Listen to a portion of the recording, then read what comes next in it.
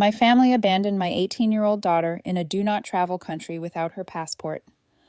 That was hilarious, my nephew chuckled. You should have seen her expression, his sister chimed in. I didn't shout, I just started taking steps. By the next morning, resort security was pounding on their door.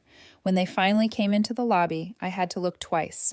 My parents, my sister Kendra, and her two kids, Max and Savannah, all smiling, chatting, acting like they were just on a normal holiday. But Rose wasn't with them. My daughter, 18. I scanned the area again, thinking maybe she was lagging behind. Maybe she'd stopped to grab a bottle of water or run to the restroom. Something. But no one turned around. No one brought her up. I felt Darius, my husband, shift beside me. He noticed it too. "Where's Rose?" I asked. It came out harsher than I intended. I was aiming for casual, but something inside me had already gone rigid. Dad didn't even slow his pace.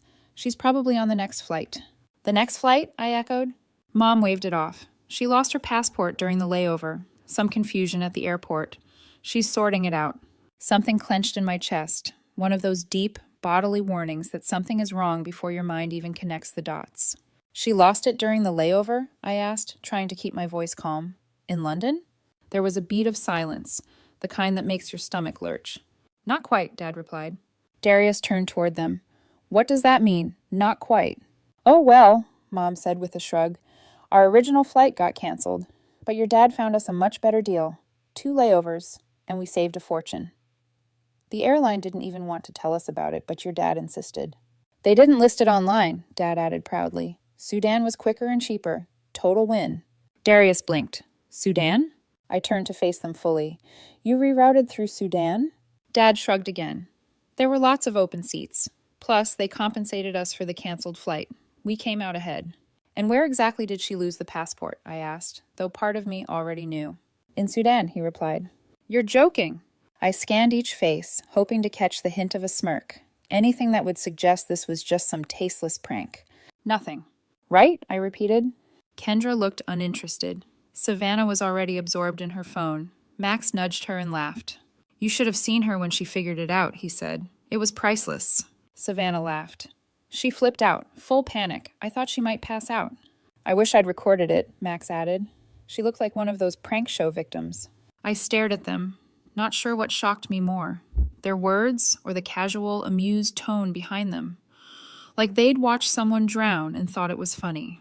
"You left her?" I said, barely above a whisper. "You actually left her behind?" Mom folded her arms. "We didn't leave her. She lost her passport."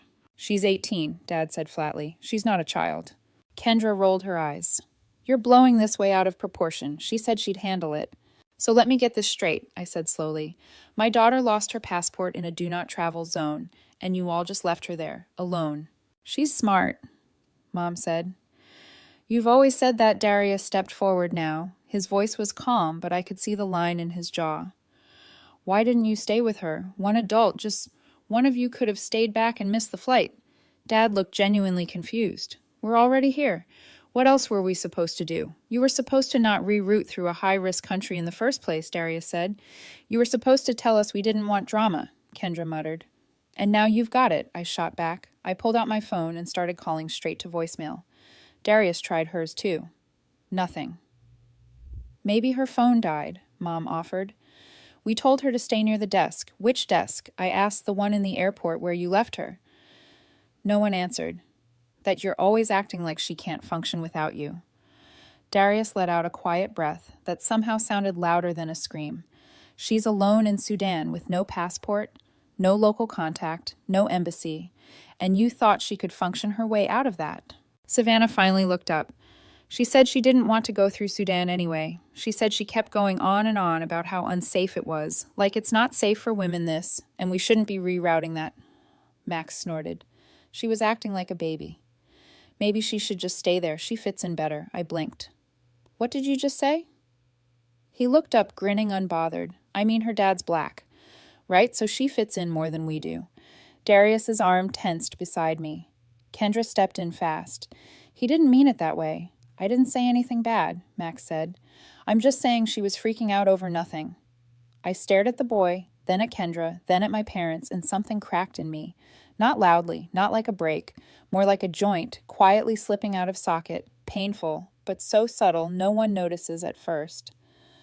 I turned back to Darius. "We're fixing this," I said. My voice didn't shake. You nodded once, already pulling up flights on his phone behind me. Mom called after us. You don't have to make a scene.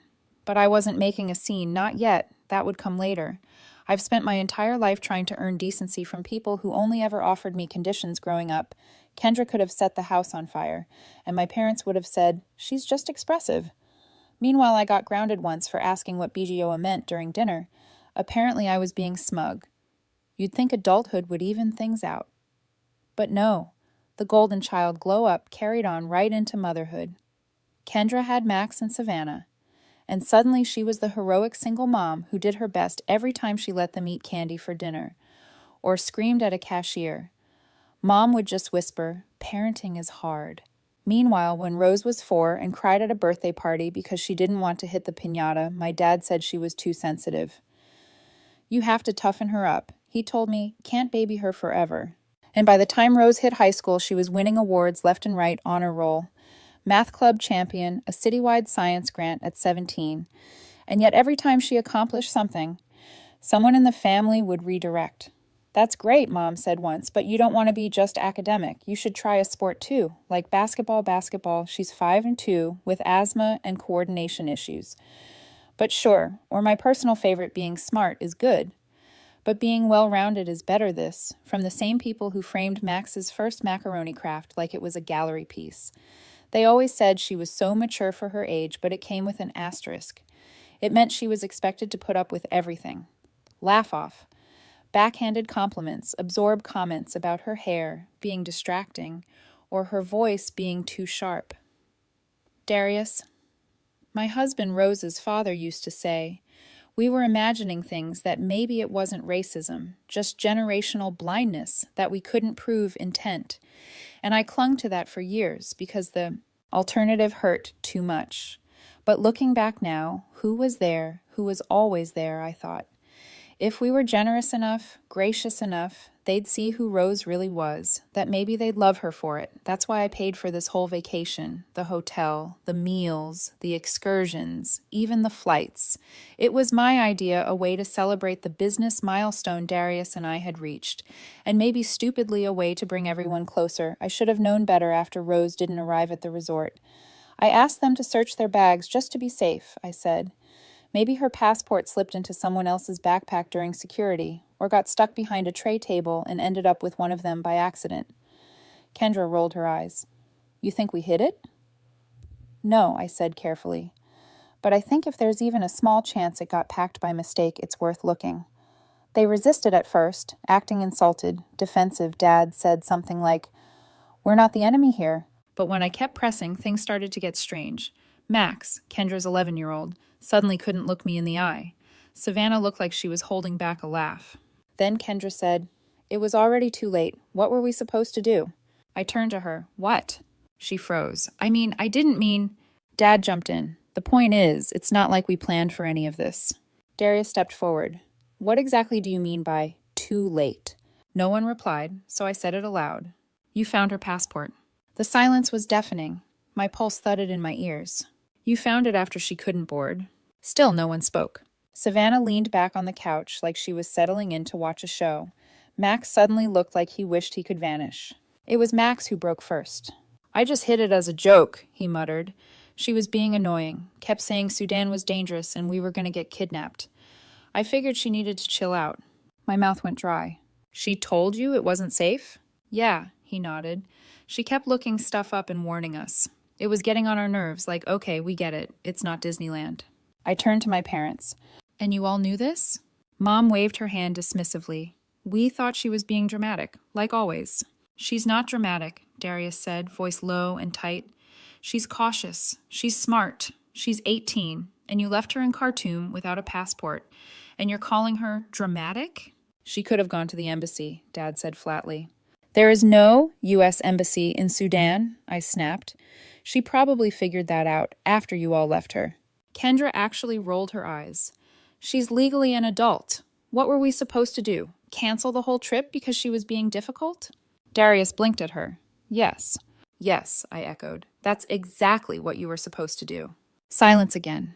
Then Max added, as if helping, "You should have seen her face when she realized. It was hilarious." Savannah nodded. She looked like she was about to cry. Darius stepped between me and the others, like he thought he needed to physically hold me back. My nails were digging into my palms.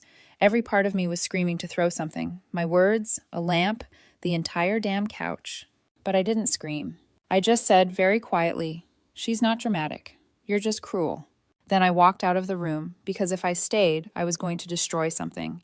They think this is done, that she'll be fine, that we'll all just move on, like it was some unfortunate mix-up. But it wasn't. It was intentional. It was mean, and they're going to regret it. The moment we confirmed Rose's passport was in Kendra's bag, I stopped listening. Not because I wasn't shocked, I was, but because I was already in motion. Darius was still staring at the bag like it had grown horns. "They found it before boarding," he said, voice quiet. "They knew. They knew she didn't have it, and they left her anyway." I didn't say a word. I just turned and marched straight back to the hotel suite. Opened my laptop, logged onto the airline's site, started scanning for flights to Khartoum. There was one. It left in 5 hours. Was it dangerous? Absolutely. But not as dangerous as leaving our daughter overnight in a do-not-travel zone with no ID, no adult, no U.S. embassy, and until now, no way to reach us. Darius leaned over my shoulder. "You stay, I'll go," he said, already pulling out his wallet. I didn't argue. He was right. Sudan was not a safe place for a young black woman alone, but it also wasn't a great place for me either, especially not if we needed someone to coordinate the fallout here. We booked it. One one-way flight for him, 2 return tickets for the following morning. One for him, one for Rose. The clock was ticking. He needed to leave soon to get through check-in, and we still hadn't heard from her. I had tried her phone dozens of times. Signal unavailable, no voicemail, just silence. I tried again and again. I don't know why I kept thinking it would suddenly connect, but on the 9th try. This time, while refreshing the airline confirmation page, I heard it ring. Then another.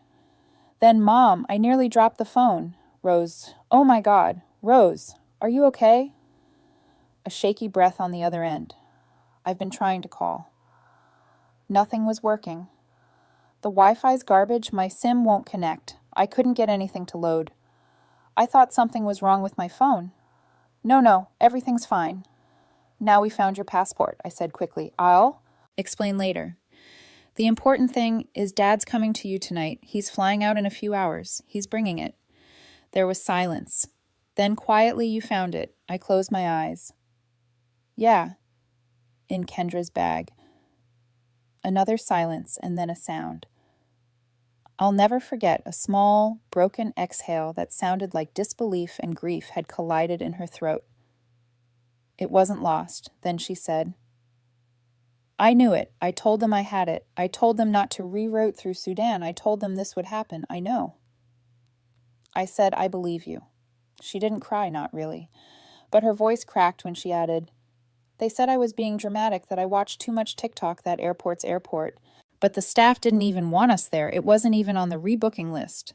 At first, Grandpa made a scene, and then suddenly it was an option." "Of course he did," I muttered.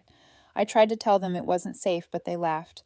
And then Max said I was freaking everyone out and should go cool off. Then I couldn't find my passport. I leaned against the desk, gripping the edge until my knuckles turned white. "You're in the airport now, though." "Yeah, still in the terminal." They almost forced me to leave earlier. I pretended I was waiting for someone, found a food stall, and sat down. I haven't moved. It's loud and gross and weird. Some guy asked if I was married. My stomach twisted, and another one offered to help me fix it if I owed him a favor. That was it. I pulled the laptop closer, opened the hotel reservation portal. Darius was already packing. I could hear the zipper on his suitcase, and I was done waiting. "Dad's on his way, Rose. Just hang in there. He'll be at the airport tomorrow morning." "You'll see him. Just stay put. Don't show you're alone. Don't talk to anyone else. You've done everything right." There was a pause. "Can you tell him to hurry?" I nodded, even though she couldn't see me. "He's already moving." After I hung up, I sat still for a few seconds, just listening to the hum of the mini fridge and the low buzz in my ears, from sheer rage, and then I opened the hotel group reservation page and started clicking. First our suite still booked, then Kendra's suite, my parents' rooms, the family block. I generously reserved at full cost because I thought this vacation would be good for us. Cancel them all. Every last one, they could figure it out. Surely there'd be a clever reroute for that too. Darius emerged from the bathroom, shaving kit in hand. Did she sound okay? She's holding it together. But she's scared. Of course she is, he said. Then he looked at my screen. What are you doing? I didn't look up, taking back my generosity. He smiled tightly. Need help? I shook my head. Nope, I've got it. By the time he zipped his bag and kissed my forehead goodbye, I had also opened the return flight portal.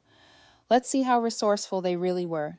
Because if they could leave my daughter in Khartoum, they could absolutely figure out how to get home from Cree on their own dime, preferably with 3 layovers in economy with no legroom and no snacks. And if that seems petty to you, well, imagine your 18-year-old daughter alone in a dangerous foreign country, begging strangers for Wi-Fi while her cousins laugh about how funny it was to watch her panic. Then talk to me about petty because we weren't even close yet. They were due back that evening. Darius and Rose. My heart had been ticking in double time ever since he boarded that plane. I spent the night tracking their flight, refreshing the screen so often my thumbs still ached. I didn't sleep. I didn't even sit down by morning. I was running on caffeine and cold fury, and that's when I heard it knocking. Not just any knocking, the kind that echoes. Through tiled hotel hallways. Angry, refusing to be ignored. It was coming from 2 doors down. My family's rooms, I stepped into the hallway just in time to hear someone shout, "You can't do this, we have children." A calm voice replied, "Sir, your booking was canceled. Checkout time has passed. If you do not leave voluntarily, we will be forced to call local authorities." Another bang. Then a child crying. Then my mother, her voice brittle and self-righteous, snapping something about this ridiculous overreaction. I went back into my room and shut the door, not to block it out, just to stop myself from laughing. They had tried to spin the story the night before, my dad pounding on my door like I owed him something. My sister fuming my mom with her best, "This isn't how we raised you" face. But they were already gone in my head the moment they left. My daughter's stranded passport hidden in one of their bags, like a joke. That was it. That wasn't family. That was sabotage. The night before, they came stomping up like toddlers and matching temper tantrums. My mom knocked hard enough to rattle the lock. I opened the door an inch, then another, then all the way so I could see them fully when I said no. "You kenneled the rooms," my mom hissed, without telling us thought. I'd let the front desk break the news. Kendra folded her arms. "That's cruel, even for you, cruel," I blinked. Cruel is rerouting my daughter through Sudan and abandoning her in the transit zone when she couldn't board. She lost her passport, my dad snapped. "She didn't lose it," I said flatly. "Max took it, you found it, and you said nothing. So no, I'm not paying for your vacation. You're punishing all of us. You punished yourselves," I said. All I did was stop funding it. My mom stepped forward like she was going to scold me like I was still 15. I didn't move. I didn't flinch. "We have kids with us," she said. Savannah's crying. "Max is scared. Are you really going to make us move hotels or pay for your own rooms? I'm not stopping you." Kendra's face twisted. So that's it. One mistake, and we're cut off. One mistake. I almost laughed. You rerouted my daughter through a high-risk country to save a couple $100, then you hid the fact that your son took her passport, then you abandoned her, then you made fun of her. So yeah, that's it. They stood there stunned, like they expected me to fold. Instead, I said, "This conversation is over." I shut the door and returned to the quiet of the morning. Through the thin walls, I could still hear raised voices. The manager arguing about policy, my dad shouting louder, clearly trying to take control of the situation. I caught the word lawsuit and had to stifle a laugh. Eventually, the noise faded. Later that afternoon, I checked the hotel group chat. A new message from Savannah popped up. "This place is disgusting. No AC. The beach is like 2 hours away. Can we please come back?" I muted the chat. Naturally, they tried to spin the story to the rest of the family too. Messages started dripping in. "Your mom said it was a misunderstanding. What happened? Is Rose okay?" I replied to each one with the exact same message. They rerouted Rose through Sudan to save money. Max hid her passport. She got stuck. They left her behind. No sugarcoating, no added commentary, just the plain truth. Most of the responses were silence. One aunt wrote, "Oh," and never followed up. I guess it hits different when you say the story out loud. Darius and Rose returned around 8 Hog that evening. I met them in the lobby.